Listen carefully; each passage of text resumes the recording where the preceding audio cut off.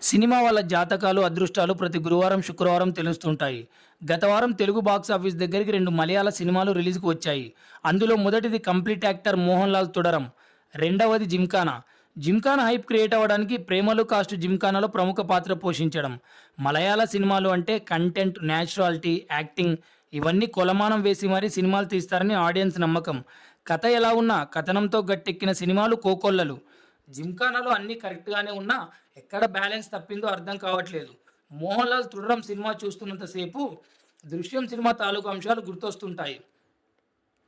'దృశ్యం' సినిమా కథలో, కథనంలో ఎక్కడ ఆడియన్స్ బ్రెయిన్‌కి బ్రేక్ ఇవ్వలేదు.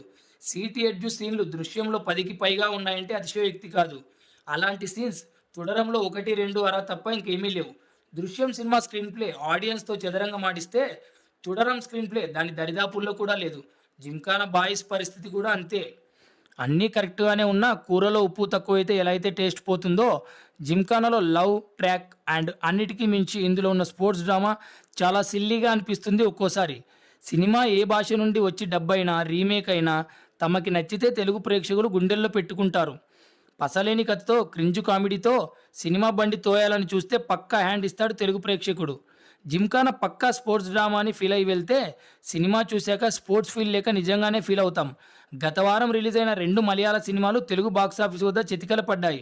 భాష ఏదైనా, యాస ఏదైనా, ప్రాంతం ఏదైనా సినిమా నచ్చితే గుండెల్లో బంగారు సింహాసనం వేసి కూర్చోబెడతాడు తెలుగు ప్రేక్షకుడు.